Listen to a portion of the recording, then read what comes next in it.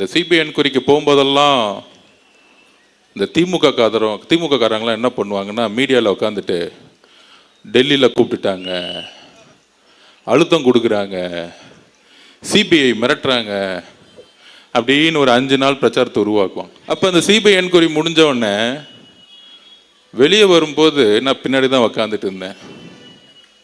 எல்லாத்துக்கும் பதில் சொல்லணும்ல. வெளியே ஒரு 2000 பேர் நிற்கிறாங்க. எங்கேருந்து வந்தாங்கன்னு தெரியல, டெல்லியில் உட்காந்துட்டு இருக்காங்க. திடீர்னு என்ன தெரிஞ்சதுன்னு தெரில. நான் சொன்னேன் சிபிஐ என்கொயரி போய் முடிச்சுட்டு லிஃப்டில் வரும்போது, அண்ணா எலெக்ஷன் கமிஷன் நோட்டிஃபிகேஷன் பண்ணிட்டாங்க, தேர்தல் ஏப்ரல் மாதம் 23 அப்படியே அமைதியாக கேட்டுக்கிட்டு இருந்தார். வண்டியில் உக்காந்துட்டு டக்குன்னு டிரைவரை பார்த்து மேலே வந்து கிளாஸ் ஓப்பன் பண்ணுங்கன்னு சொன்னார். எனக்கு அப்பையும் என்ன அண்ணன் காற்று வாங்கிறதுக்கு பண்ணுறாரா அப்படின்னு நினச்சேன். என்ன அர்ஜுன் ஆரம்பிச்சிடலாமா இங்கிருந்தே அப்படின்னு கேட்டார்.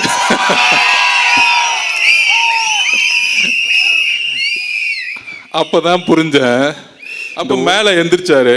அப்படி எந்திரிச்சு மேலே நின்று ஆரம்பிக்கலாமான்னு கேட்டார். அப்படி மேலே எந்திரிச்சு என்ன பண்ணாருன்னா, சிபிஐ ஆஃபீஸ்குள்ளேருந்தே மேலே எந்திரிக்கிறாரு. அண்ணனுக்கு தைரியம் இருக்கு, அது வேற மாதிரி தைரியம். அப்போ எந்திரிச்சு அந்த கேட்டுக்கு வெளியே வந்து மேலே பார்த்துட்டு அங்கே 2000 பேர் நான் கையை காமிச்சிட்டு பத்திரமா இறங்கிட்டு, இது போதுமா அப்படின்னு கேட்டார். இது போதும்னு அப்படின்னு நானும் சொன்னேன். இந்த ஒரு வாரமா திமுக காதருங்க ஒரு நெரேட்டிவ் செட் பண்ணாங்களே, CBI office CBI office CBI ஆஃபீஸ்ன்னு. அப்ப இன்னுமேட்டு இந்த எஸ்ஓபி இதெல்லாம் கிடையாதுல்ல அப்படின்னு கேட்டார். எங்க வேணா போலான்னு தேர்தல் கமிஷனோட ரூல்ஸ்ல எல்லா தலைவர்களும் எந்த ரோட்டுக்கு வேணா போல. நான் இன்னுமேட்டு ஒவ்வொரு நொடியும் நான் மக்கள் கிட்ட இருக்கணும், வேலையை ஆரம்பிங்கன்னு சொல்லிட்டார். கூடி சீக்கிரத்துல உண்மையான ஆலையை தமிழகம் முழுவதும் இருக்க நெடுஞ்சாலைகளை நீங்க பாப்பீங்க. இந்த 8 மாசமா முதலமைச்சர் ஸ்டாலின் பார்த்து பயந்த ஒரே தலைவர் எங்களுடைய தலைவர். ஸ்டாலின் அவருக்கு ஒரே பயம், தலைவர் எப்பெல்லாம் வீட்டை விட்டு வெளியே வராரோ, மக்களை பார்க்க வராரோ, அதனால ஒரே பயம். அதுக்கு தான் செந்தில் பாலாஜியை கூப்பிட்டாங்க. நீ போய் ஒரு வேலையை பண்ணுன்னு சொன்னான். அவருக்கு கொஞ்சம் அறிவு கம்மி, அவரு அடிச்சுட்டு வரான்னு சொன்னாரு. இந்த படுபாவி கொன்னுட்டு வந்துட்டான், திருட்டு பையன். ஆக்சுவலா ஸ்டாலினை மாட்டி விட்டதே செந்தில் பாலாஜி தான். கொலை குற்றத்தில் நாளைக்கு நம்ம மேல கொலைப்பள்ளி சொல்லி அதை சுப்ரீம் கோர்ட்ல நம்மள நிரூபிச்சது அந்த ஜட்ஜிக்கே புரிஞ்சிச்சு. மகேஷோட ஆக்டிங்கு, அதுக்கப்புறம் செந்தில் பாலாஜியோட ஆக்டிங்கு, காலையில உதயநிதியோட ஆக்டிங்கு. என்ன பிரச்சனைனா, நம்ம தலைவர் ஆக்டிங் தெரிஞ்சு நம்பர் 1 ஆகி அரசியலுக்கு வந்துட்டாரு. இவங்களுக்கு ஆக்டிங்கும் தெரியல, அரசியலும் தெரியல, என்ன பண்ணணும் தெரியல. இதுதான் பிரச்சனை. ஏதாவது ஒண்ணுல எக்ஸ்பர்ட்டா இருந்தா பரவாயில்ல, எதுலையுமே இல்லை. தமிழக வெற்றி கழகத்துக்கு மட்டும்தான் கூட்டம் வரும். உடனே சொல்றாங்க, அது என்ன தமிழக வெற்றி கழகம் மட்டும் கூட்டத்தை கண்ட்ரோல் பண்ண முடியல அப்படின்னு ஒரு பிரச்சாரமா. யாரு கூட இருக்கக்கூடிய வித்வான்கள் நல்லா வித்வானம் பண்ணுவாங்க, காசை வாங்கிட்டு டக்க டக்க டக்க டக்க டக்குன்னு அடிச்சுட்டே இருப்பாங்க. யாருக்காக பதில் சொல்லணும்? ஆதவர்ஜுனா பயந்துட்டாரு. 1000 கைகள் மறைத்தாலும் ஆதவனை மறைக்க முடியாது. நீ சூரியன்னா நான் ஆதவுடா. அப்ப அவர்கிட்ட கேட்டிருக்காரு, நான் 40 வருஷம் தலைவர் ரஜினி சார் கிட்ட இருந்துட்டு வந்துட்டேன், என்னை உங்களோட அக்செப்ட் பண்ணுவீங்களான்னு கேட்டார். அப்புறம் இன்னொன்று சொன்னார், டிசம்பர் 12ஆம் தேதி ஆனா நியூஸ் பேப்பரில் நான் விளம்பரம் கொடுப்பேன், நான் அவரை போய் பார்ப்பேன், அதெல்லாம் உங்களுக்கு பிரச்சனையான்னு கேட்கும் பொழுது, உங்களுக்கு தலைவர் எப்படியோ அதே மாதிரி நான் சினிமாவில் இருக்கும்போது எனக்கும் ஒரு தலைவர்னு சொன்ன மனிதர் எங்களுடைய தலைவர். ரஜினி ரசிகர் மன்றத்திலிருந்து வந்தவருக்கு கட்சியில பொறுப்பையும் கொடுத்து அவருக்கான அங்கீகாரம் கொடுத்து மேடை ஏற்றிய ஒரே கட்சி நம்மளுடைய தமிழக வெற்றி கழகம். தூத்துக்குடியில் ஒரு 12th ஸ்டாண்டர்ட் 12ஆம் கிளாஸ் படிக்கக்கூடிய மாணவி, 15 வயசு கூட ஆகல, டெல்லியில் நிர்பயா பாதிக்கப்பட்டார், கற்பழிக்கப்பட்டார், கொல்லப்பட்டார், இந்தியாவே கொதித்து இருந்துச்சு. இந்த பிரச்சனையை திசை திருப்பதுக்கு தான் இவ்வளோ பெரிய நாடகம் 5 நாளாக ஓடிக்கிட்டு இருக்கு. 6 மணிக்கு அடுத்த நாளே நான் தூத்துக்குடி போயிட்டேன், வீட்டுக்குள்ளே போயிட்டேன். அப்போ அந்த அம்மா சொல்கிறாங்க, பக்கத்தில் உங்கள் அத்தைக்கு கோவம் வருது, நம்ம மேலேயும் டக்குன்னு வந்து கோவப்படுறாங்க. நான் 5 நிமிஷம் பேசி முடிச்சோன்னு அமைதியாக உட்காந்தாங்க. அப்போ அவங்க உறுதியாக சொல்கிறாங்க, என்னன்னா சொல்ல முடியல, வார்த்தைகள் வரல. அவங்க அம்மா சொல்கிறாங்க, என் பொண்ணு 6 மணிக்கு கழிவறை போகிறதுக்கு வீட்டை விட்டு வெளியே போனாங்க. அங்கேருந்து 50 மீட்டர் கூட கிடையாது. 7 மணி ஆச்சு, 7:30 மணி ஆச்சு, காணும். காவல்துறை கிட்ட போகிறோம், போலீஸ் ஸ்டேஷனில், திருப்பியும் காணும். சார், காவல்துறை கிட்ட போகும்போது திருப்பியும் முடியாதனால நாங்கள் தேடி தேடி பார்க்குறோம், ஊர் மக்கள் ஃபுல்லாக தேடி பார்க்குறோம். அடுத்த நாள் 2:30 மணிக்கு கண்டுபிடிச்சிருக்காங்க அந்த குழந்தையோட உடலை. அந்த குழந்தையோடைய உடல்ல ஒட்டு துணி கிடையாது, கற்பழிக்கப்பட்ட பெண். இன்னும் 6 நாள் ஆச்சு, இன்னும் போலீஸ் கண்டுபிடிக்க முடியல. அக்கா கனிமொழி அக்கா போனாங்க, ஆனா ஊருக்குள்ள உடல. உடனே கனிமொழி அக்கா மேல ஒரு மீடியா அவங்கள உள்ள உடலன்னு பெருசா சொன்னாங்க. நான் கேட்கிறேன், எங்கு முதலமைச்சர் ஏன் அந்த இடத்துக்கு போல? ஏன் தூத்துக்குடிக்கு அந்த பெண்ணுடைய வீட்டுக்கு போல? இதனால்தான் நான் கோவப்பட்டு முட்டாள் முதலமைச்சர்னு சொன்னேன். அவர் மேல அவதூறு பரப்புறதுக்காக இல்ல. முதலமைச்சரும் போல, துணை முதலமைச்சர் உதயநிதியும் போல. ஆனால் அன்னைக்கு நான் பேசிய ஒரு வார்த்தையை எடுத்துக்கிட்டு இந்த ஒரு வாரம் ஆதவர்ஜினாவை திட்டக்கூடிய இந்த திமுகவும் திமுகவுடைய ஊடகங்களும் மிகப்பெரிய அவமானப்படுத்தக்கூடியவர்கள். ஆதவர்ஜினா இதுக்கு வைக்கப்பட வேண்டியதில்லை. நான் எதற்கும் தைரியமானவன், எதற்கும் பயப்படாதவன். அச்சமில்லை, அச்சமில்லை, அச்சம் என்பதில்லையே. உச்சி மீது வானிருந்து வீடு இருந்த போதிலும் அச்சமில்லை, அச்சம் என்பதில்லையே. 12 வயசுல படிச்சவன் பாரதியார் கவிதையை. தலைவர் ரஜினி சார் அவர்களே, உங்கள் மீது எங்களுக்கு எந்த வெறுப்பும் கிடையாது. உங்கள் மீது எங்களுக்கு அன்பு மட்டும்தான் இருக்கிறது. இதை நான் உறுதியாக பதிவிடுகிறேன். நான் ஒரு சாமானியன். நான் மிரட்டல் சொன்னது ஒருத்தர் நேரா கூப்பிட்டு மிரட்டுறது கிடையாது. அவதூறு பிரச்சாரங்கள், கீழ்த்தரமான பிரச்சாரங்கள், தனிப்பட்ட முறையில் பிரச்சாரங்கள், இதையெல்லாம் உருவாக்கி அவரை எந்த அளவுக்கு வீழ்த்தினாங்கன்னு தெரியும் உங்களை. இதை தான் நான் பதிவு பண்ணேன். அதுக்கப்புறம் பாசமிகு நம்மளுடைய ரஜினிகாந்த் சார், அவரும் கட்சியை உருவாக்கணும்னு சொல்லும் போது நான் தேர்தலில் வேலை பார்த்தேன். அப்ப நாங்க சர்வே எடுப்போம். சர்வே எடுக்கும் பொழுது அவர் கட்சி ஆரம்பிக்கணும்னு சொன்ன உடனே காமிச்சது 18%. நான் உண்மையை சொல்றேன், எடுத்த உடனே 18% காமிச்சிச்சு. அது அவருக்கு தெரியுமான்னு தெரியல. அப்ப நான் களத்துல வேலை பார்த்துட்டு இருக்கேன். இப்ப 18% எடுத்த உடனே திமுக பயம் வந்துருச்சு. அப்ப என்ன மாதிரி போலி கருத்துக்களை உருவாக்கணும், இதை தான் நான் மிரட்டல்னு சொன்னேன். அன்னைக்கு உதயநிதி அவர்கள் இதே ரஜினி சார் மேல என்ன மாதிரி குற்றச்சாட்டுகளை தன்னுடைய ட்விட்டர் எல்லாம் போட்டார், எவ்வளவு அசிங்கமா பேசினார். பாஜக பி டீம் மிரட்டி தான் பாஜக கொண்டு வந்தாங்க. இதையெல்லாம் உருவாக்குனது திமுக. உடனே அந்த வார்த்தையை எடுத்து அதுக்கு ஒரு பல்வேறு பிரச்சாரங்களை உருவாக்குவாங்க. ஏன்? தூத்துக்குடியோடைய அந்த பெண்ணுடைய சாவுல இருந்து வெளியே வரணும். இப்ப 6 நாளா அது பேசல பாத்தீங்களா? இன்றைக்கு ரஜினி சார் கிட்ட ஒரு அறிக்கை வந்துச்சு. ரஜினி சாருக்கு எல்லா உண்மைகளும் தெரிஞ்சிருக்கலாம். ஆனால் இந்த விவாதங்கள் இதெல்லாம் பார்த்து அவரு தன்னுடைய மனசுல தப்பா நினைக்கிறதுக்கான வாய்ப்பு இருக்குன்னு அவர் அறிக்கையை பார்த்து தெரிஞ்சுக்கிட்டேன். எங்களுடைய பாசத்துக்குரிய ரஜினி சார் அவர்களே, எங்களுடைய தலைவருக்கும் நீங்கள் தலைவர். அப்படி ரஜினி சார் அவர்களுக்கு நான் பதிவு பண்ணக்கூடியது, அப்படி உங்களுக்கு நான் சொல்ல வேண்டிய நோக்கம் வேறு, உங்களுக்கு வருத்தம் ஏற்பட்டிருந்தால் என்னுடைய வருத்தத்தையும் என்னுடைய மன்னிப்பையும் பகிரமாக நான் கேட்டுக்கொள்கிறேன்.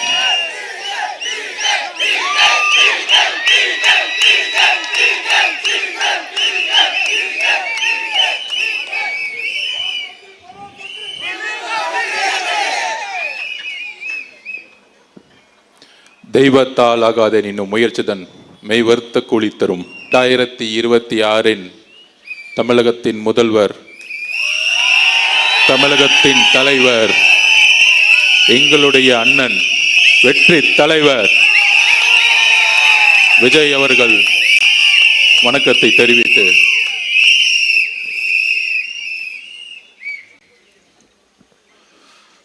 அதாவது சிபிஐ என்கொயரி முடிஞ்ச உடனே அந்த சிபிஐ என்கொயரிக்கு போகும்போதெல்லாம் இந்த திமுக காரங்களாம் என்ன பண்ணுவாங்கன்னா, மீடியாவில் உட்காந்துட்டு டெல்லியில் கூப்பிட்டுட்டாங்க, அழுத்தம் கொடுக்குறாங்க, சிபிஐ மிரட்டுறாங்க, அப்படின்னு ஒரு 5 நாள் பிரச்சாரத்தை உருவாக்குவாங்க. நான் ஒரு படம் அண்ணன் நிர்மல்குமார் எல்லாம் போவோம். அண்ணன் உண்மைகளை சொல்லிட்டு வெளியே வரும் பொழுது நியூஸ் ஒன்று வந்துச்சு. தமிழ்நாட்டில் தேர்தல் கமிஷன் நோட்டிஃபிகேஷன் அனௌன்ஸ் பண்ணிட்டாங்க, தேர்தல் அனௌன்ஸ் பண்ணிட்டாங்க. தமிழ்நாடு மட்டும் இல்லை, 5 மாநிலங்களில். அன்னைக்கு 5 மணிக்கு மாடல் கோட் ஸ்டார்ட் ஆயிடுச்சு. மாடல் கோட் ஸ்டார்ட் ஆயிடுச்சுன்னு என்ன தெரியுமா அர்த்தம்? தெரியுமா உங்களுக்கு? அதாவது பிரச்சாரத்தை எந்த தலைவர் எங்க வேணா ஸ்டார்ட் பண்ணலாம். அப்புறம் 4.25 வருஷம் இல்லை, 4 வருஷம் 11 மாசம் பொம்மை முதல்வரா திரு மு.க. ஸ்டாலின் அவர்கள் இருந்தார். இன்னைக்கு உண்மையாலே பொம்மை முதல்வர் அவர். ஏன்னா மாடல் கோடு வந்துருச்சு. முதல்வர்னு சொல்லலாம், ஆனா பேனா எடுத்து சைன் பண்ண முடியாது. அதுக்கு முன்னாடி சைன் போட்டாங்க, அவர் மருமகனும் மகனும் சைன் போட்டுட்டு இருந்தாங்க. அதனால தான் பொம்மை முதல்வர்னு சொல்லுவோம். என்ன, அது ஒரு குடும்ப ஆட்சி. குடும்ப ஆட்சியோட நோக்கம் என்னன்னா, ஸ்டாலின் சார் டாக்ஸ் எல்லா இடத்துலையும் 30% கமிஷன் அடிச்சு கரப்ஷன் பண்றது மட்டும்தான். அப்போ அந்த சிபிஐ என்கொயரி முடிஞ்ச உடனே வெளியே வரும்போது நான் பின்னாடி தான் உக்காந்துட்டு இருந்தேன். எல்லாத்துக்கும் பதில் சொல்லணும்ல. நம்ம தலைவர் நிறைய பேச மாட்டார். அப்படி சிபிஐக்குள்ள ஃப்ரெண்ட்ஸில் உக்காந்துட்டு வெளியே ஒரு 2000 பேர் நிற்கிறாங்க. எங்கிருந்து வந்தாங்கன்னு தெரியல, டெல்லியில் உட்காந்துட்டு இருக்காங்க. திடீர்னு என்ன தெரிஞ்சதுன்னு தெரியல, அந்த ராயப்பன் படத்தில் சொன்னார் பாருங்க, அதே மாதிரி டிரைவரை பார்த்து அப்புறம் திரும்பி இப்போ பின்னாடி உட்காந்தேன். ஒரு வார்த்தை சொன்னார். நான் சொன்னேன் சிபிஐ என்கொயரி போய் முடிச்சுட்டு லிஃப்டில் வரும்போது, அண்ணா எலெக்ஷன் கமிஷன் நோட்டிஃபிகேஷன் பண்ணிட்டாங்க, தேர்தல் ஏப்ரல் மாதம் 23 அப்படியே அமைதியாக கேட்டுக்கிட்டு இருந்தார். வண்டியில் உக்காந்துட்டு டக்குன்னு டிரைவரை பார்த்து மேலே வந்து கிளாஸ் ஓப்பன் பண்ணுங்கன்னு சொன்னார். எனக்கு அப்பையும் இன்னும் அண்ணன் காற்று வாங்கிறதுக்கு பண்ணுறாரா அப்படின்னு நினச்சேன். அப்புறம் ஒரு குரல் வந்துச்சு, என்ன அர்ஜுன் ஆரம்பிச்சிடலாமா இங்கிருந்தே அப்படின்னு கேட்டார்.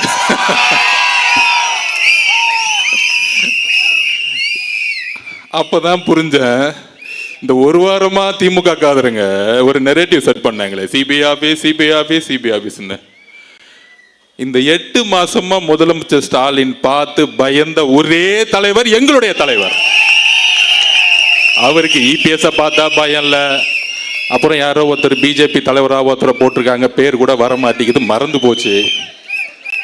அந்த மாதிரி பல தலைவர்கள் சுத்திக்கிட்டு இருக்காங்க. எல்லாம் ஓகே, எல்லாம் திமுகவோட கூட்டணி போட்டு வச்சுட்டு இருக்காங்க. அண்ணா முதலமைச்சர் ஸ்டாலின் அவருக்கு ஒரே பயம், தலைவர் எப்பெல்லாம் வீட்டை விட்டு வெளியே வராரோ, மக்களை பார்க்க வராரோ, அதனால ஒரே பயம். அதுக்கு தான் செந்தில் பாலாஜியை கூப்பிட்டாங்க. நீ போய் ஒரு வேலையை பண்ணுன்னு சொன்னான். அவருக்கு கொஞ்சம் அறிவு கம்மி, அவரு அடிச்சுட்டு வாடான்னு சொன்னாரு. இந்த படுபாவி கொன்னுட்டு வந்துட்டான், திருட்டு பையன். ஆக்சுவலா ஸ்டாலினை மாட்டி விட்டதே செந்தில் பாலாஜி தான் கொலை குற்றத்தில். நாளைக்கு இதுக்கு பின்னாடி என்ன அஜெண்டா இருக்குன்னு செந்தில் பாலாஜிக்கு தான் தெரியும். அவர் நம்மள எதிரியா நினைச்சிட்டு இருக்காரு. அவர் பேச விடாம நிப்பாட்டுறானா, நம்மள மக்களை கொன்னு குவிச்சிட்டு ஒரு வாரமா நாடகம் ஆடி நம்ம மேல கொலைப்பள்ளி சொல்லி அதை சுப்ரீம் கோர்ட்ல நம்மளும் நிரூபிச்சது. அந்த ஜட்ஜிக்கே புரிஞ்சிச்சு மகேஷோட ஆக்டிங்கு, அதுக்கப்புறம் செந்தில் பாலாஜியோட ஆக்டிங்கு, காலையில் உதயநிதியோட ஆக்டிங்கு. என்ன பிரச்சனைனா, நம்ம தலைவர் ஆக்டிங் தெரிஞ்சு நம்பர் 1 ஆகி அரசியலுக்கு வந்துட்டார். இவங்களுக்கு ஆக்டிங்கும் தெரியல, அரசியலும் தெரியல, என்ன பண்ணணும் தெரியல. இதுதான் பிரச்சனை. ஏதாவது ஒண்ணுல எக்ஸ்பர்ட்டா இருந்தா பரவாயில்ல, எதுலையுமே இல்லை.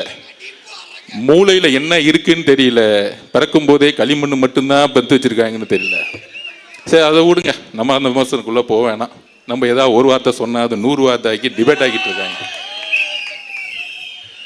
அப்ப இந்த கொலையை செஞ்ச பிறகு நம்ம மேல கொலைப்பள்ளி சொல்லி இன்னைக்கு பாருங்க, நம்ம அண்ணன் செந்தில் பாலாஜி அண்ணன் என்கொயரி போயிருக்காரு. உங்க மேல கொலைப்பலி இருக்குன்னு டவுட் வந்தனால தான் ஏன் உங்களை கூப்பிட்டு என்கொயரி பண்ணிட்டு இருக்காங்க. இவ்வளவுதான் சிம்பிள். அப்ப போலீஸும் அவங்க கிட்ட இருக்கு, ஜட்ஜு அவங்க கிட்ட இருக்கிறாரு. 1 நம்பர் கமிஷன் போட்ட ஜட்ஜு அவங்க இப்படிலாம் ஏமாத்தி நம்ம மேல கொலைப்பலி சொன்னாங்க. போட்டு நம்ம மேல ஒரு SOP போட்டாங்க, Stalin procedure code. Stalin SOP போட்டு முடிச்சிட்டான், ஸ்டாலின் ஆப்ரேட்டிங் ப்ரொசீஜர். அப்போ அதை போட்டுட்டு என்ன பண்ணாங்க, தமிழக வெற்றி கழகத்துக்கு மட்டும்தான் கூட்டம் வரும். உடனே சொல்றாங்க, அது என்ன தமிழக வெற்றி கழகம் மட்டும் கூட்டத்தை கண்ட்ரோல் பண்ண முடியல அப்படின்னு ஒரு பிரச்சாரமா. யாரு கூட இருக்கக்கூடிய வித்வான்கள் நல்லா வித்வானம் பண்ணுவாங்க, காசை வாங்கிட்டு டக்க டக்க டக்க டக்க டக்குன்னு அடிச்சுட்டே இருப்பாங்க. டிவியில் வைக்காது, இதுதான் டிபேட்டே. ஆனா மக்கள் 5% எவரும் நியூஸ் சேனல் பார்க்கறதே கிடையாது. திமுக காரங்க மட்டும் பார்த்து பார்த்து பார்த்து ஆஹா சூப்பர்ப்பா நல்லா பேசுறாருப்பான்னு நல்ல காசை கொடுத்து வாங்க என்ஜாய் பண்ணிட்டு இருப்பான். அப்ப இந்த கொலைப்பலியை சுமத்துனாங்க, SOP போட்டாங்க. நம்ம கிட்ட என்ன கூட்டத்தை கட்டுக்கடங்காத கூட்டத்தை கண்ட்ரோல் பண்ண முடியல. இப்ப ஒரு திருச்சியில மாநாடு பண்ணாங்களே, பெரிய மாநாடு. அந்த மாநாடு பேர் என்ன தெரியுங்களா? வேவ் ஸ்டாலினா. அதுவும் நம்மளை பார்த்து காப்பி. வேவ்னா என்ன தெரியுங்களா? மக்கள் கூட்டம் அலையலையா வருது. எல்லாம் 300 ரூபா கூட்டிட்டு வந்து பஸ் டிரான்ஸ்போர்ட்ல உட்கார வைக்கல. எங்கேயா வேவ் வரப்போகுது உங்களுக்கு? 22 கட்சி கூட்டணி வச்ச உங்களுக்கு மக்களே வரலன்னா அந்த கூட்டணி கட்சிகள் தவிர எவனும் கட்சி தலைவர்கள் தவிர யாரும் ஓட்டு போட போறது இல்லை. இதுதான் அரசியல், இதுதான் தேர்தல் அரசியல். மக்கள் உங்கள் மேல நம்பிக்கை இழந்த பிறகு கூட்டணி கட்சியில் இருக்கக்கூடிய தொண்டர்கள் எப்பயும் உங்க மேல வந்து நம்பிக்கை இழந்துட்டாங்க. சரி, அப்படிலாம் இருக்கும் பொழுது நம்ம என்ன பண்ணோம் அப்படின்னா, கூட்டம்லாம் இவங்களுக்கு வராது, மக்கள் தோணிச்சிட்டாங்க. அப்போ என் மேலே இப்போ வந்து ஒரு விமர்சனம் வருது. அந்த விமர்சனத்துக்கு ஜனநாயக பூர்வமாக பதில் சொல்லக்கூடிய இடத்துல இருக்கும். நம்ம ஒன்றும் பிறப்பால் முதலமைச்சர் ஆகிறோம் இல்லையே, பிறப்பால் துணை முதலமைச்சர் ஆகிறோம் இல்லையே, என்ன கேள்வி கேட்டால் நீ கேள்வி கேட்பியா அப்படின்னு முடக்கக்கூடிய இடத்துல நம்ம இல்லை. நம்ம ஒரு சாமானிய கட்சி, இன்றைக்கும் ஒரு சாமானியனாக நம்ம இருந்துகிட்டு இருக்கோம். அதிகாரத்தில் இருந்து இன்றைக்கும் பேசுறதில்லை. ஆனால் எங்கு ஆதிக்கம் இருக்கிறதோ அங்கு முதல் குரல் டிவி கேளந்து ஒலிக்கும். இதுதான் எங்களுடைய கட்சி. அப்படி சிபிஐல என்கொயரி முடிஞ்ச உடனே பிரச்சாரத்தை அப்படி மேலே எந்திரிச்சார்.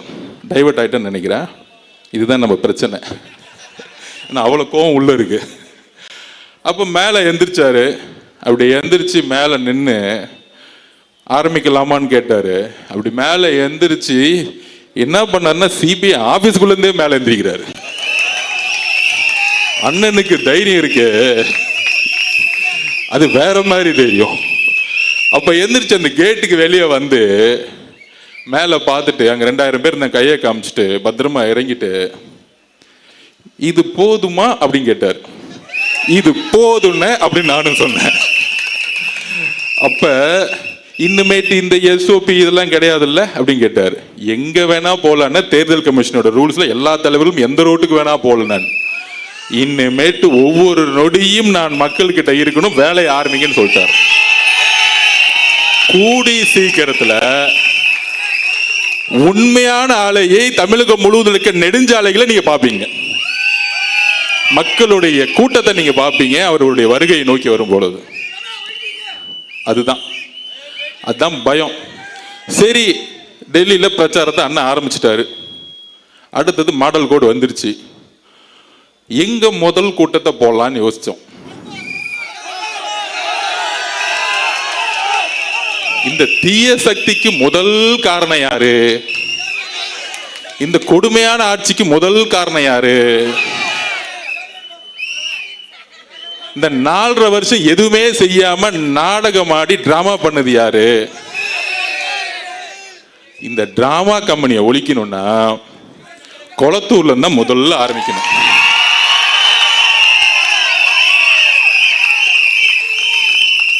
எங்களுக்கெல்லாம் பயமே கிடையாதுயா. நீ என்ன வேணா பேசிக்கோ, அவதூறா பேசிக்கோ. ஆதவர்ஜனா இப்படி, ஆதவர்ஜனா குடும்பம் அப்படி, ஆதவர்ஜனா மாமனார் இப்படி, என்ன வேணா பேசிக்கோ.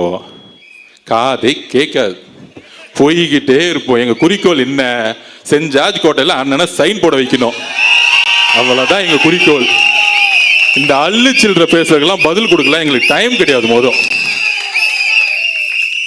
அப்ப இந்த திமுக வந்து எப்படி திசை திருப்பணுங்கிறதுக்கு நான் பதில் சொல்லணும். யாருக்காக பதில் சொல்லணும்? ஆதவர்ஜுனா பயந்துட்டாரு. 1000 கைகள் மறைத்தாலும் ஆதவனை மறைக்க முடியாது. நீ சூரியன்னா நான் ஆதவுடா. நான் யாருக்கும் பயப்படுற ஆள் கிடையாது. 5 வயசுலேயே எங்க அம்மாவுடைய சாவை பார்த்தவன் நான். இதுக்கு மேல எவனே என்ன பயன்படுத்த முடியாது. எழுதி வச்சுக்கோங்க. இந்த உலகத்துல தன்னுடைய தாயை சாவ 5 வயசுல பார்த்த ஒரு பையன்னா நான் தான். அது இதுலயே நான் அந்த பயத்திலிருந்து வெளியே வந்து இன்னைக்கு தமிழக மக்கள் முன்னாடி தைரியமா நிக்கிறேன்னா என் தலைவர் உண்மையா இருக்கிறாருங்கிற ஒரு வலிமை என்கிட்ட இருக்கு. என்கிட்ட எந்த போயும் கிடையாது. நான் யாரையும் ஏமாத்தினது கிடையாது. எந்த கட்சிக்கும் துரோகம் செஞ்சது கிடையாது. நான் வேலை பார்த்தேன். அந்த இடத்துல உண்மை இல்லைன்னா நாங்கள் இருக்க மாட்டேன். அவ்வளோதான் என்னுடைய வரலாறு. எங்கே வேணா நான் போய் சொல்லுவேன். என்ன வேணா கேள்வி கேள்வி. அப்போ இங்கே நம்ம சின்னவரான அசோக் அண்ணன் சொன்னார், நம்ம தோழர் 12 வருஷமா கூட இருக்கிறவர், அவருடைய உணர்வுக்கு பதிவு கொடுக்கணும். இல்லை மீதி அள்ளுச்சில்லறைக்கெல்லாம் நான் பதில் சொல்லிடலாம், டைம் வேஸ்ட் பண்ண மாட்டேன். அப்புறம் அசோக் அண்ணன் நம்ம கூட 12 வருஷமா இருக்கிறவர். நான் அவரை பற்றி சொல்லணும். 40 வருஷம் மரியாதைக்குரிய ரஜினி சார் அவர்கள் கூட இருந்தவர். நம்மளுடைய அன்புக்குரியவர் அவர். அதில் எந்த விதமான கருத்து வேறுபாடும் கிடையாது. எனக்கும் கருத்து வேறுபாடு கிடையாது. அப்படி 12 வருஷமா பழகினதுல ஒரு 30 நாளுக்கு முன்னாடி 2 மாசத்துக்கு முன்னாடியே சொன்னார், அரசியல்ல நான் வரணும்னு இருக்கேன். தலைவரோட 40 வருஷம் இருந்துட்டேன். என்னுடைய மனைவி என்னுடைய மகள்லாம் வந்து விஜய் சாருடைய ரசிகர்கள். டிவிக்கு கட்சியில் நான் வந்து சேர்ந்தா நல்லா இருக்குமா? நான் ரஜினி ரசிகர் மன்றத்திலேருந்து வந்தேன், எனக்கான மரியாதை இருக்குமா அப்படின்னு கேட்டார். நான் சொன்னேன், டிவிகே கட்சிக்கு வரணும்னா ஒன்னே ஒன்று தான் குவாலிஃபிகேஷன். உண்மையா இருக்கணும், நேர்மையா இருக்கணும், அப்புறம் தைரியமா இருக்கணும். இந்த 3 குவாலிஃபிகேஷன் தான், வேற ஒண்ணுமே கிடையாது. உங்க அப்பா மினிஸ்டரா, எம்எல்ஏவா, பணக்காரனா, கோடீஸ்வரனா, எந்த குவாலிஃபிகேஷனுக்கு அண்ணன் கிடையாது.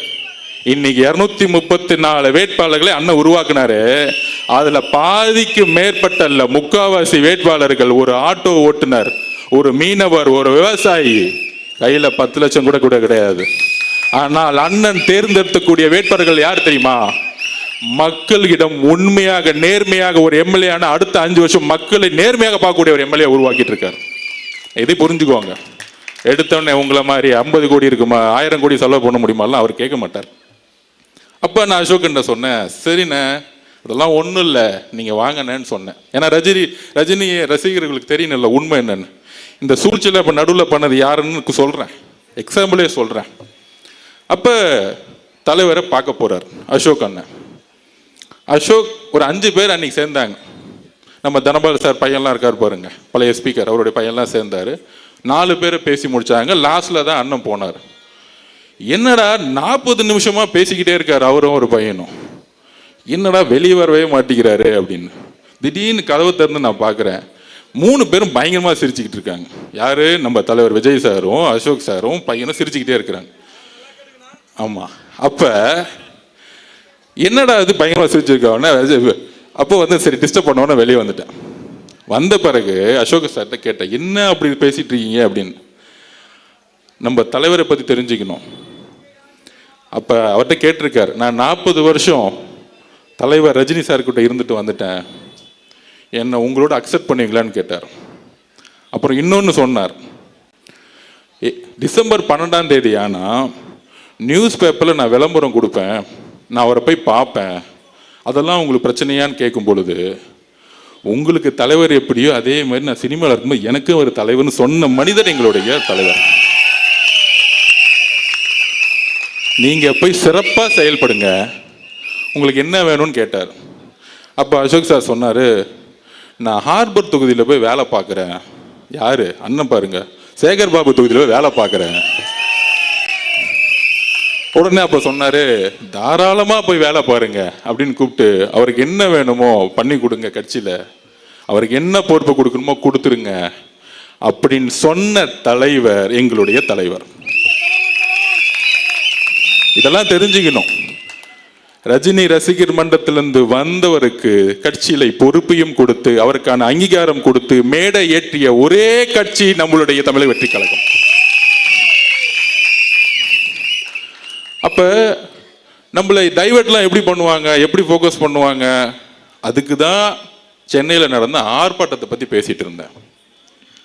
அந்த ஆர்ப்பாட்டத்தில் என்ன நடந்துச்சு? இது தலைவர் ரஜினி சார் அவர்களுக்கே தெரியும். அதை நான் எக்ஸ்பிளைன் பண்ண முடியல. என்ன எக்ஸ்பிளைன் பண்ணல? அன்னைக்கு 30 நிமிஷத்துக்கு மேலே பேசிட்டு இருந்தேன். காவல்துறை நிப்பாட்டினாங்க. அதை டீட்டெயிலாக நம்ம எக்ஸ்பிளைன் பண்ணோம்ல. அப்போ டீட்டெயிலாக என்ன எக்ஸ்பிளைன் பண்ணோம்னா, இந்த பிரச்சனையை பற்றி எக்ஸ்பிளைன் பண்ணல. இந்த 5 வருஷமா என்னை கடுமையாக திட்டுறாங்களா, அதை பற்றி இல்லை. இந்த ஒரு வாரமா கடுமையான மன வலியில தலைவர் இருக்கிறாரு, நானும் இருக்கிறேன், இங்க இருக்கக்கூடிய பல்வேறு நிர்வாகிகள் இருக்காங்க, தமிழ்நாடே இருக்கு.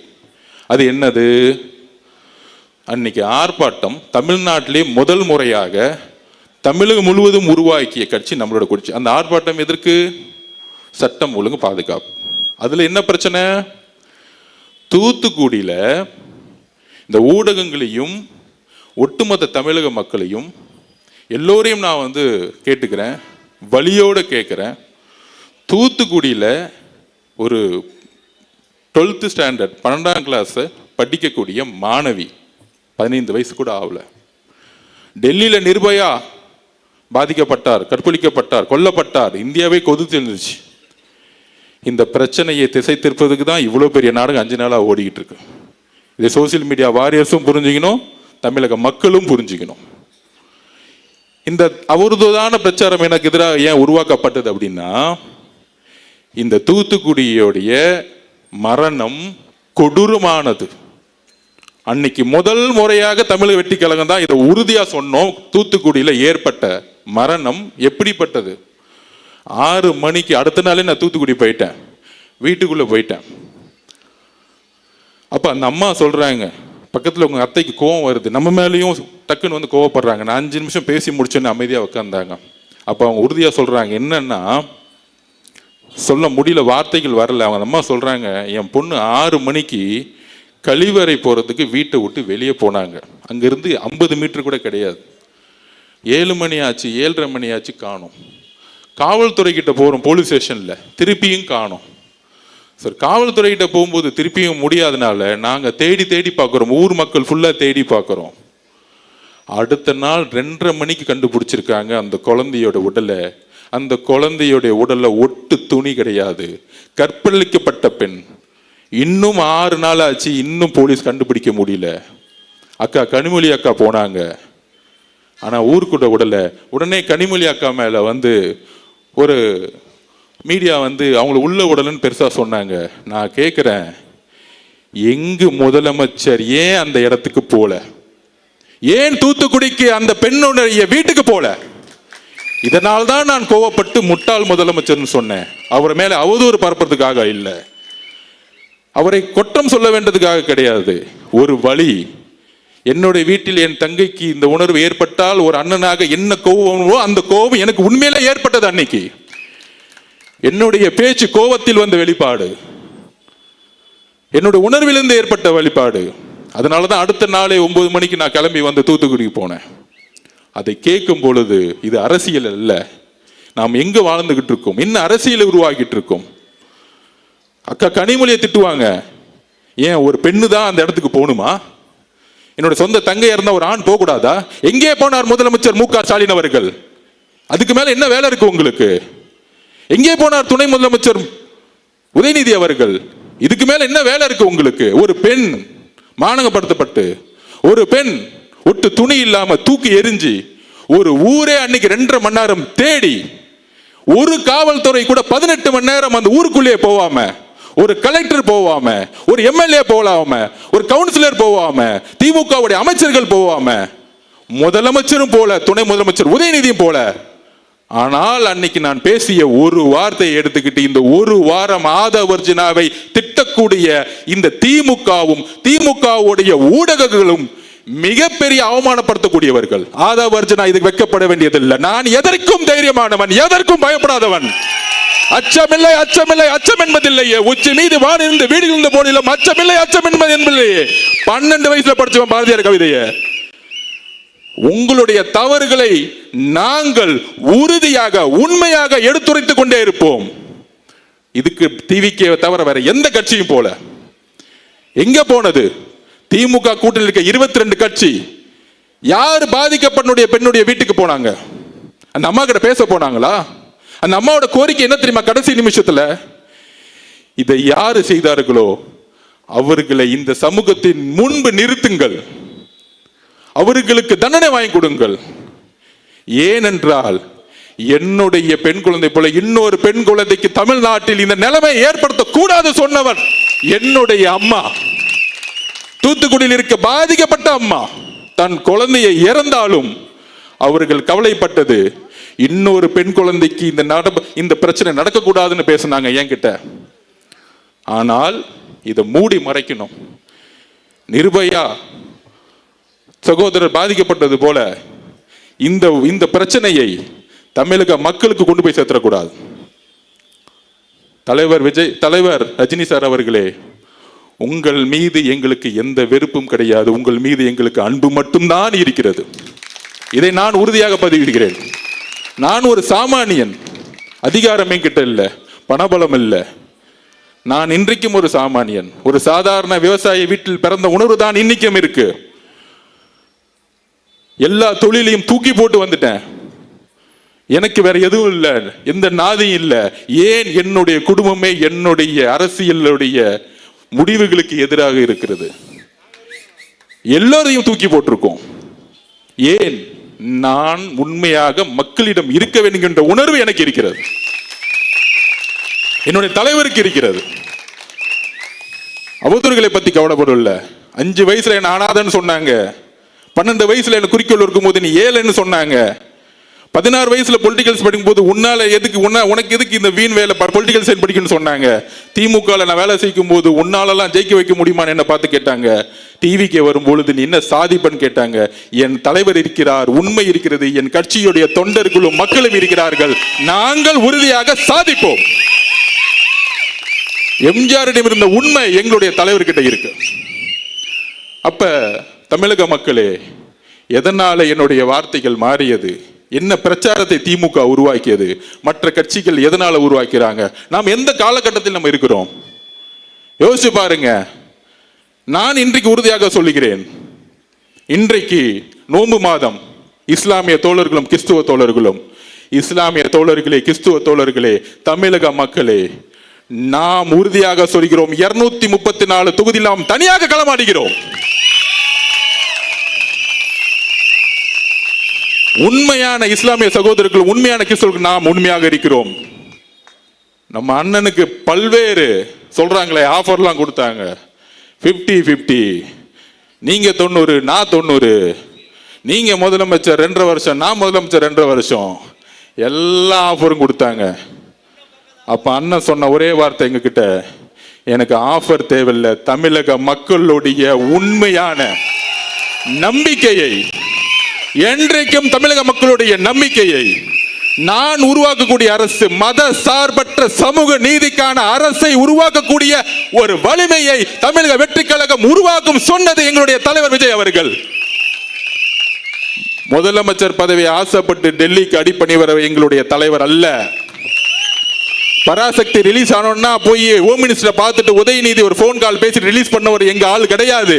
இன்றைக்கும் எங்களுடைய படம் லீகல் லிட்டிகேஷன்ல இருக்கு. இஸ்லாமிய தோழர்களே, கிறிஸ்துவ தோழர்களே, நீங்கள் புரிந்து கொள்ளுங்கள்.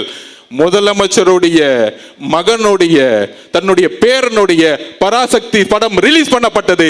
ஜனநாயகன் படம் என்றைக்கு வரைக்கும் நிப்பாட்டப்பட்டதுக்கான காரணம் அரசியல் தான். இது அரசியல் தான். இந்த அரசியலை தைரியமாக எதிர்கொள்ளக்கூடிய ஒரே தலைவர் எங்களுடைய தலைவர் விஜய் அவர்கள். எந்த எக்ஸ்ட்ரீம் நான் போறேன்னு சொல்லிட்டாரு அவரு. அவரை எப்பொழுதும் யாராலும் அடிமைப்படுத்த முடியாது. ஏனென்றால் திருப்பி நான் பதிவு சொல்றேன், இந்த கூட்டணி கணக்குகள் 2026ஆம் ஆண்டு தூள் தூளாக்கப்படும். ஒரு சிங்கம் ஆடுடன் சேர்ந்து பாதுகாப்பை கொடுக்க முடியாது மக்களுக்கு. நம்மளுடைய தலைவர் சிங்கம். நாம் ஒரு மிகப்பெரிய ஆட்சியை உருவாக்க, பெரியார்களுடைய கொள்கையை உருவாக்க, அம்பேத்கருடைய கொள்கையை உருவாக்க நாம் ஒரு மிகப்பெரிய அரசியலை உருவாக்கிட்டு இருக்கோம். நம்பர் 1.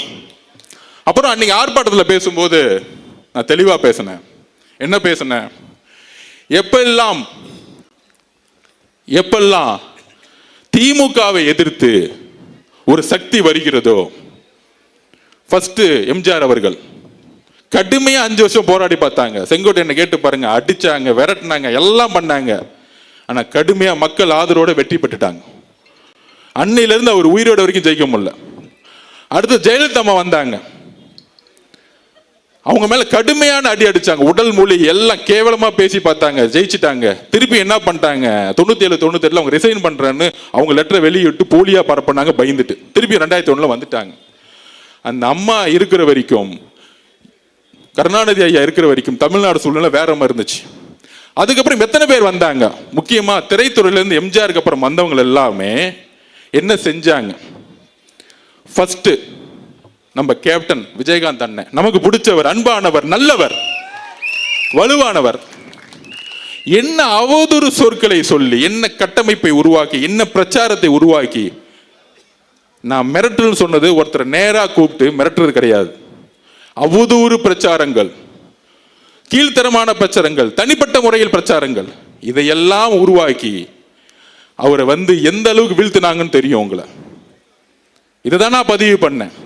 அதுக்கப்புறம் பாசமிகு நம்மளுடைய ரஜினிகாந்த் சார், அவரும் கட்சியை உருவாக்கணும்னு சொல்லும் போது நான் தேர்தலில் வேலை பார்த்தேன். அப்ப நாங்க சர்வே எடுப்போம். சர்வே எடுக்கும் பொழுது அவர் கட்சி ஆரம்பிக்கணும்னு சொன்ன உடனே காமிச்சது 18%. நான் உண்மையை சொல்றேன், எடுத்த உடனே 18% காமிச்சிச்சு. அது அவருக்கு தெரியுமான்னு தெரியல. அப்ப நான் களத்துல வேலை பார்த்துட்டு இருக்கேன். இப்ப 18% எடுத்த உடனே திமுக பயம் வந்துருச்சு. அப்ப என்ன மாதிரி போலி கருத்துக்களை உருவாக்கணும், இதைதான் நான் மிரட்டல்னு சொன்னேன். அவரை கூப்பிட்டு மிரட்டினாங்க, அந்த குடும்பம் செஞ்சுச்சு, இதுக்கான அர்த்தம் இல்லை. என்ன மாதிரி பிரச்சாரத்தை உருவாக்குவது, என்ன மாதிரி அவதூறு சொற்களை உருவாக்குவது. அன்னைக்கு உதயநிதி அவர்கள் இதே ரஜினி சார் மேல என்ன மாதிரி குற்றச்சாட்டுகளை தன்னுடைய ட்விட்டர் எல்லாம் போட்டார், எவ்வளவு அசிங்கமா பேசினார். பாஜக பி டீம் மிரட்டி தான் பாஜக கொண்டு வந்தாங்க. இதையெல்லாம் உருவாக்குனது திமுக. அதுக்கப்புறம் இபிஎஸ் முதலமைச்சர் அதிமுக கடுமையான சொற்கள்ல பேசினார். என்னெல்லாம் பேசினார் இன்னைக்கு சமூக ஊடகத்தில் வந்துருச்சு. இந்த மாதிரி கூட்டணி கட்சிகள் இவங்கெல்லாம் சேர்ந்து ஒரு சக்தி வரும் பொழுது, ஒரு சிஸ்டம் மாத்தணும்னு சொல்லும் போது, ஊழல ஒழிக்கணும்னு சொல்லும் பொழுது, அவரு இங்க காசு எடுக்க வரல. ஏன்னா அவரு நல்லா சம்பாதிச்சிருந்தார். அப்ப ஒரு சூழ்ச்சிகளை தன்னுடைய சமூக வலைத்தளம் மூலியமாகவும் தன்னுடைய கட்சியுடைய கட்டமைப்பாகவும் உருவாக்கி பல்வேறு அழுத்தங்களை வெளியிலிருந்து கொடுத்தாங்க. அப்ப ஒருத்தர் ஒரு நல்ல மனசு கொண்டவர் வரும்பொழுது என்னெல்லாம் பிரச்சாரத்தை உருவாக்கணுங்கிறத என்னுடைய பதிவு. அவரை சிறுமைப்படுத்த வேண்டுமோ இல்ல அவர் பயந்துட்டாரோ சொல்ல வேண்டிய அர்த்தம் கிடையாது. இந்த திமுகவுடைய சூழ்ச்சிகளை அன்றைக்கு நான் பதிவு பண்ணேன். அதற்கு அப்புறம் வைகோ அவர்கள் எவ்வளவோ பேரை தன்னுடைய சூழ்ச்சி அரசியல்னால எல்லா விதமான பிரச்சாரங்களையும் உருவாக்கி என்ன செஞ்சாங்கிறத பதிவு பண்ண. அதுதான் என்னுடைய நோக்கம். அப்ப இதை சொல்லி முடிச்சுட்டு வர்றதுக்குள்ள உடனே அந்த வார்த்தையை எடுத்து அதுக்கு ஒரு பல்வேறு பிரச்சாரங்களை உருவாக்குவாங்க. ஏன்? தூத்துக்குடியோடைய அந்த பெண்ணுடைய சாவுல இருந்து வெளியே வரணும். இப்ப 6 நாளா அது பேசல பாத்தீங்களா? நம்ம உடனே நம்மளோட சோசியல் மீடியா வாரியா ரஜினி சாருக்கு பதில் கொடுக்குறோம், நம்ம பதில் கொடுக்குறோம், நம்ம அடுத்தடுத்த வேலையை நான் பார்த்துட்டு இருக்கேன். அப்ப இது உருவாக்கக்கூடிய வலிமை திமுக கிட்ட இருக்கு இந்த பொய் பிரச்சாரம். ஆனா புதுசா என்னன்னா இதுல பாஜகவும் திரு இபிஎஸ் அவர்கள் சேர்ந்துக்கிட்டாங்க. ஏன் சேர்ந்தாங்க? அன்னைக்கு ரஜினி சார் கட்சி ஆரம்பிக்கும் பொழுது கடுமையா விமர்சனம் பண்ணது இபிஎஸ். ஆனா இன்னைக்கு சொல்றாரு, அவரை பொத்து புகழ்ந்துட்டு இருக்கார். இந்த சூழ்ச்சி நமக்கு தெரியுமா? நமக்கு தெரியாது. நம்ம ஒரு தூய உள்ளம். அதையும் மீறி இன்றைக்கு ரஜினி சார் கிட்ட ஒரு அறிக்கை வந்துச்சு. ரஜினி சாருக்கு எல்லா உண்மைகளும் தெரிஞ்சிருக்கலாம். ஆனால் இந்த விவாதங்கள் இதெல்லாம் பார்த்து அவரு தன்னுடைய மனசுல தப்பா நினைக்கிறதுக்கான வாய்ப்பு இருக்குன்னு அவர் அறிக்கையை பார்த்து தெரிஞ்சுக்கிட்டேன். எங்களுடைய பாசத்துக்குரிய ரஜினி சார் அவர்களே, எங்களுடைய தலைவருக்கும் நீங்கள் தலைவர் அப்படின்னு அசோகன் சொன்னார். எங்களுடைய தலைவருடைய நிலைப்பாடும் தான் எங்களுடைய நிலைப்பாடும்.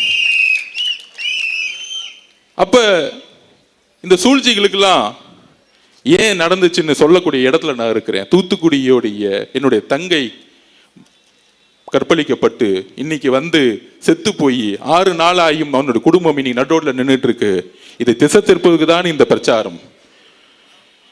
இந்த திசை திருப்புல இருந்து இதுக்கான விஷயத்தை நான் பதிவு பண்ணணும்னு நினைச்சேன். அதான் இன்னைக்கு பதிவு பண்ணேன். இந்த கடிதத்தில், இந்த அறிக்கையிலிருந்து பாசத்துக்குரிய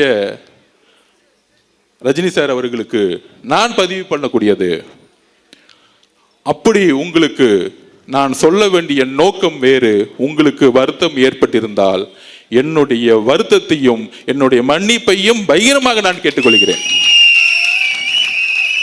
ஏனென்றால் என்னுடன் நீங்கள் வயதில் மூத்தவர், அதற்கான தார்மீக கடமை இருக்குது. நான் வேற யாருக்கும் பதில் கொடுக்கறதுக்கு நான் இங்க வரல. அவருடைய அறிக்கையை படித்தேன். அவருக்கு ஒரு உணர்வு ஏற்பட்டிருக்குது. அந்த உணர்வுக்கு நான் மரியாதை கொடுக்கிறேன். ஆனால் இந்த திமுகவுடைய சூழ்ச்சிகள், 22 கட்சிகள் கூட்டணி உருவாக்கி திருப்பி ஆட்சிக்கு வரணும் ஒரு பொய்யான பிரச்சாரத்தை உருவாக்கப்படுகிறீங்களா, அதெல்லாம் தூக்கி எறியக்கூடிய ஒரே வலிமை நம்ம கட்சிக்கு மட்டும்தான் இருக்கு. அப்ப இந்த தூத்துக்குடி பெண்ணுடைய மரணத்திலிருந்து திசை திருப்பதுக்கான எல்லா நாடகங்களையும் உருவாக்குவாங்க. அந்த நாடகங்கள் தான் நம்ம ஃபோக்கஸ் பண்ணணும். இதை விட்டுட்டு நம்ம எங்கேயும் டைவர்ட் ஆகக்கூடாது. திமுகவுடைய சூழ்ச்சிகள், திமுகவோட தவறுகள், திமுகவோட பொய் பிரச்சாரங்கள், திமுகவுடைய எல்லா தவறுகளையும் சொல்ல வேண்டிய பொறுப்பு நம்ம கிட்ட இருக்கு. நம்ம டைவர்ட் ஆகக்கூடாது. ரஜினி சார் இன்னைக்கு அரசு இல்லை, நம்ம எதுக்கு அவரோட சண்டை போட போனோம், அவர்கிட்ட நம்ம எதுக்கு ஃபைட் பண்ண போறோம், அது இல்லை நம்ம நோக்கம். என்னெல்லாம் செஞ்சாங்க, ஒரு புதிய அரசியல் கட்சி தொடங்கும் போது திமுக குடும்பம் என்னெல்லாம் பேசினாங்க, முரசொலியில இதே ரஜினிகாந்த் சாரை பத்தி என்னெல்லாம் எழுதுனாங்க, இதெல்லாம் எப்ப நடந்துச்சு? 5 வருஷத்துக்கு முன்னாடி. இன்னைக்கு ரஜினி சார் இயக்கத்துல இருந்து வந்தவருக்கு ஒரு ஹார்பர் தொகுதியில் பொறுப்பு கொடுத்த வேலை பாருன்னு சொன்ன இயக்கம் டிவிக்கு. அப்ப இதற்கான விளக்கங்கள் நாம் கொடுக்க வேண்டிய இடத்துல இருக்கிறோம். ஏனென்றால் நம்மளுடைய ஒரே போக்கஸ் திமுகவுடைய சூழ்ச்சிகள். இந்த சூழ்ச்சிகளை சொல்ல வேண்டிய இடத்தில் நாம் கடுமையாக இருக்க வேண்டும். நம்முடைய பிரச்சாரம் எப்பொழுதும் திசை திரும்பக்கூடாது, வேற எப்பயும் திசை திரும்பக்கூடாது. நம்மளுடைய நோக்கங்கள் பிஜேபியோட சண்டை போடுவதா? ஆம், கொள்கை ரீதியாக நம்ம சண்டை போடுறோம், கடுமையா சண்டை போடுவோம், இல்ல காம்ப்ரமைஸே கிடையாது. இன்னைக்கு தமிழக வெற்றி கழகம் தான் கொள்கை எதிரின்னு முதல் நாள் டிக்ளேர் பண்ணாங்க. திமுக டிக்ளேர் பண்ண முடியுமா? திமுக முன்னாடியே, நான் திருப்பி சொல்றேன், திமுக முன்னாடியே பிஜேபி கூட சேர்ந்தது. இனிமேட்டு எதிர்காலம் சேர மாட்டாங்கன்னு சொல்ல முடியுமா?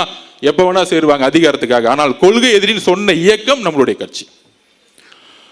அந்த அளவிற்கு நாம் கொள்கைகளை உள்வாங்கி 234 தொகுதியிலும் உறுதியாக உண்மையாக நாம் போட்டியிடுவதற்கு எல்லா விதமான மக்கள் ஆதரவு நமக்கு இருக்கு.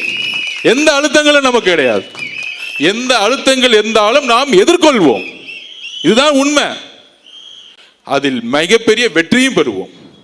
அதனால நம்மளுடைய கொள்கைகளும் கோட்பாடுகளும் தெளிவா இருக்கு.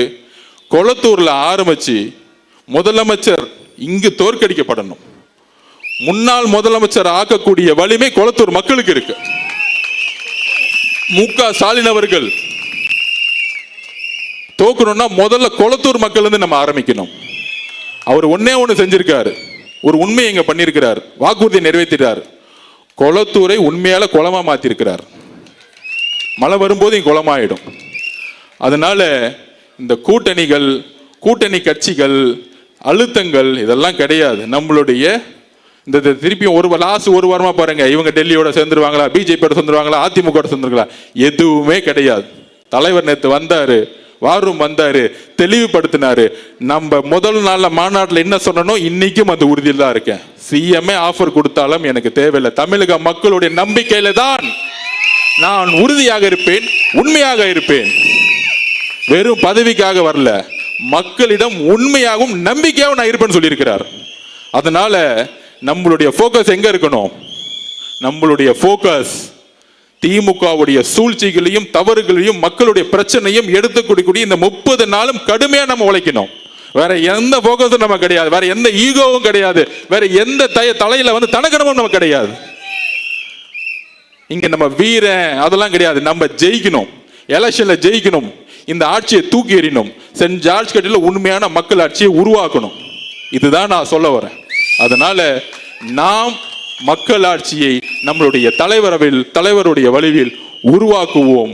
இந்த குளத்தூர் முடிச்சுட்டு நாளைக்கு ஹார்பர்ல நம்ம அசோக் அண்ணனை வச்சு ஒரு மீட்டிங்கை போடுவோம். அடுத்து சேகர் பாபு அண்ணனுக்கு அடுத்த ஒரு மீட்டிங்ல கொஞ்சம் பதில் சொல்ல வேண்டியது இருக்கு. கூடிய சந்திப்போம். தேங்க்யூ.